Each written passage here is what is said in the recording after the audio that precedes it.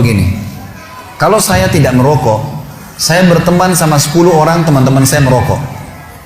Hari pertama, hari kedua, saya tidak merokok nih. Tapi minimal saya sudah terbiasa cium baunya. Seminggu kemudian mereka akan bilang, coba aja sebatang. Ya, sebulan kemudian saya sudah merokok. Setahun kemudian bisa jual rokok ini. Baik, ini contoh saja. Sebaliknya, saya tidak bisa mengaji. Teman saya 10 orang penghafal Al-Quran. Hari pertama, hari kedua saya malu. Seminggu saya belajar huruf hijaiyah, sebulan bisa ngaji, setahun hafal Quran bersama mereka. Teman-teman itu berpengaruh sekali. Makanya kata Nabi SAW, Al-maru ala dini khalili. Seseorang sesuai dengan agama temannya. Komunitas, kita berteman sama pengusaha-pengusaha, kita jadi termotivasi untuk itu. Berteman sama pengangguran, kita akan jadi pengangguran bersama mereka. Makanya perlu membentuk, dalam bahasa Arab namanya bitana salihah, lingkungan yang sehat. Kalau kita kenalan sama orang umumnya tidak masalah, tapi sahabat-sahabat dekat harus orang-orang yang berprestasi. Maaf teman-teman, saya ingin berbagi pengalaman di sini. Masih bisa waktunya? Baik, saya pernah waktu kuliah di Madinah. Ini pengalaman saya sering ceritakan karena memang saya rasa itu prestasi yang saya dapatkan. Dan saya ingin berbagi supaya teman-teman juga bisa ngambil jadi pelajaran. Saya sekarang motivasi anak-anak saya untuk menerapkan itu, gitu kan. Saya pernah untuk kuliah tingkat 1 kuliah di Madinah teman-teman sekalian. Nilai saya standar saja, biasa gitu. Terus kemudian muncul di benak saya, kok bisa ya? Waktu saya masuk ke kampus, baru mulai semester baru lagi tingkat 2 kuliah. Ternyata tempat penerimaan beasiswa tiap bulan kami antri dikasih beasiswa 840 rial oleh kerajaan Saudi. Kasih beasiswa. Waktu itu ada orang antri, saya lihat cuma sekitar 7-8 orang.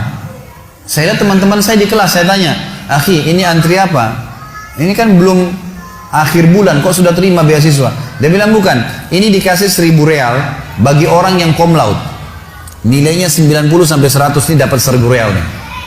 Oh begitu? Baik, saya masuk kelas. Mulai saya berpikir waktu itu, bukan masalah pikir 1000 realnya ya. Saya berpikir, kok bisa teman-teman saya yang 7-8 orang ini cum laude? Apa kelebihan mereka?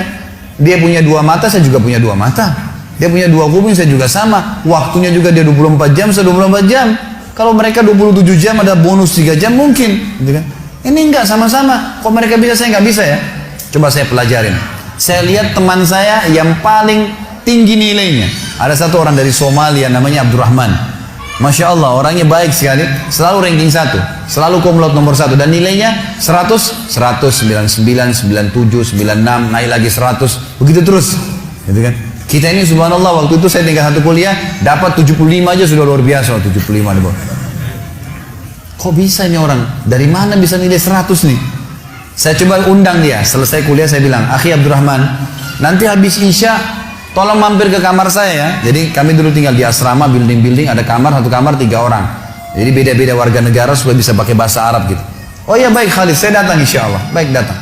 Saya udah siapin nih, ini orang cum laude nomor 1. Yang saya bayangkan adalah yang dia lakukan pasti akan bicara masalah kitab ini, kitab itu, ilmi, semua pasti masalah ilmu nih, gitu kan? Saya sudah siapin buku-buku rujukan, saya sudah siapin buku tulis sama pulpen, saya mau catat apa yang dia bilang nih. Datanglah dia, saya siapin makanan, minuman, habis ngobrol. Setelah sementara ngobrol, sampai 2 jam dia duduk, enggak satu pun bicara masalah buku, enggak bicara masalah bab ilmu, enggak bicara apa-apa. Loh bicaranya masalah negaranya dia, Somalia dengan negara kita Indonesia, ditanya-tanya sama dia. Lalu itu kami masih bujang, belum nikah. Kemudian dia tanya, ini cerita tentang nanti kriteria wanita kalau kita nikah seperti apa nih. 2 jam ngomong masalah itu. Loh, ini orang nggak bicara masalah bab ini, bab itu. Saya udah siapin boleh mau catat, nggak ada nih. Loh, apa yang membuat dia berprestasi? Saya tanya dia, Abdurrahman, kamu setiap hari begini kalau ketemu teman-teman? Iya, saya bicara masalah nikah, bicara masalah ini, kemana-mana bicaranya. Apa yang buat dia prestasi nih? Baiklah, saya nggak bilang sama dia saya mau seperti dia gitu. Saya besok masuk ke kampus, saya ikutin dia. Saya sama-sama, saya jalan kampus, dia juga ke sana. Satu fakultas, satu kelas lagi. Ternyata saya dapat kata kuncinya, anak ini di kelas. Jadi di kelas ini dia kalau duduk, ini dosen syekhnya datang. Kalau dia, syekh sudah datang, ada 5 materi setiap hari.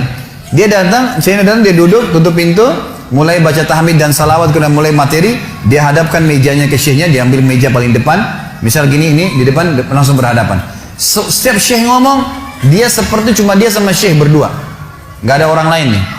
Jadi dia dengar betul fokus, dan setiap lewat satu paragraf, dua paragraf, dia bilang, sebentar Syekh, saya mau tanya, yang anda terangkan tadi ini begini isinya, 1, 2, 3, 4, 5, itu yang saya pahamin, benar nggak? Kata Syekhnya benar. Baik, kalau ujian saya jawab begitu bisa nggak? Bisa, dicatat sama dia. Ini di belakang ini ada anak-anak yang tidur, yang gambar-gambar. Ini yang ketawa tahu diri ya. Dia tuh malas belajar. Saya lihat, oh rupanya di sini nih. Saya coba pindah ke meja depan, lalu kemudian mulai besok saya lihat, dan dia catat-catat semua tuh, oret-oret, nanti pulang ke kamar diperbaiki nama dia. Dan subhanallah, tulisan dia itu kalau hari ujian teman-teman sekalian ditaruh di fotokopian, difotokopi sama anak mahasiswa, dibaca. Berapa banyak pahalanya orang ini, ayat hadis dihafal, tulisan tangannya, dan dia kena tulis sesuai apa yang dia faham, gitu kan? Dia udah nggak, dia tinggal baca sedikit udah tahu, dan sudah faham di kelas, gitu kan? Mulai besok saya bawa buku tulis, bawa pena, dia di sini, saya di sebelahnya. Gitu.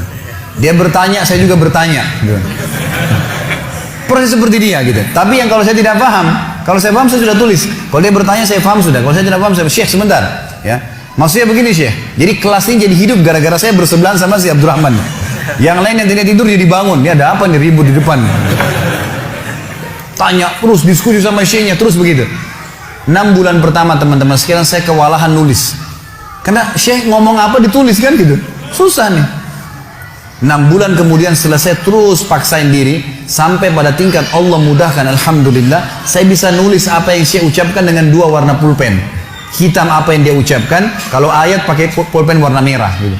Dan pada saat hari ujian di fotokopi bukunya Abdurrahman sama buku saya, dua-duanya difotokopi sama mahasiswa gitu kan.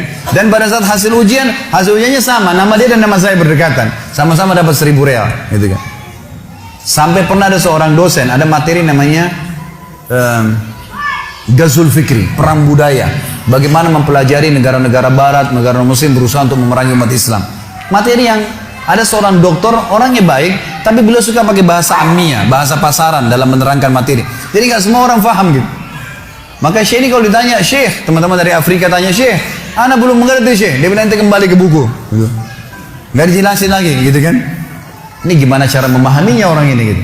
Tapi, apa yang saya sudah ambil kata kunci, Syekh, maaf, yang anda terangkan seperti ini maksudnya? Iya, benar. Yaudah, bukunya mana Syekh? Ini rujukannya, saya beli bukunya nanti, gitu kan? Subhanallah, dia datang dari angka 100, nilai full, 70 nanti di kertas, 30 ini teman-teman sekalian dikasih ujian di kelas, ujian tulisan 30. Dia datangkan 5 soal, dikasihlah ujian. 2 kelas waktu itu tingkat 4 kuliah, tingkat 3 atau tingkat 4 kuliah, 2 kelas ini gitu kan, penuh, kurang lebih 100 orang lah jumlahnya. Dikasih ujian, datang sini minggu depan marah-marah. Kalian apa ini? Bagaimana kalian jawab nanti di ujian utama? 70 angka kalian bisa dapatkan, 30 aja susah didapatkan. 5 soal saya jawab, tanya nggak ada yang bisa jawab. Kalian salah semua. Orang semua balik ke arah Abdurrahman, ke arah teman-teman yang lain ini. Ini mereka pun dianggap salah sama Syekhnya. Ini gimana nih? Gitu kan? Lalu bagaimana? Terus dia bilang, semua salah kecuali ini nih, bahasa lama dapat 30. Terus saya kaget, teman-teman juga lihat ke saya. Saya tanya, Syekh, saya benar jawab semua. Dia bilang, ente benar semua, dapat 30. Setelah itu saya pulang ke kamar, Abdurrahman datang ke saya bawa buku tulisnya. Bahasa lama sini, saya mau tulis. Dia tulis dari saya gitu. Subhanallah, hanya karena berdekatan sama seorang yang pintar, kita jadi pintar tuh. Hanya ikutin caranya dia, ciplak saja. Bayangkan kalau kita berteman sama yang di kelas tidur di belakang, nyoret-coret, datang kapan mau datang, akan sama dengan mereka. Angka lulus 60, carinya 60, ya bisa tidak dapat 60 kan? Kalau kejarnya 100 bisa dapat 90. Dan ini luar biasa. Makanya harus kejar bentuk persahabatan yang baik, itu penting.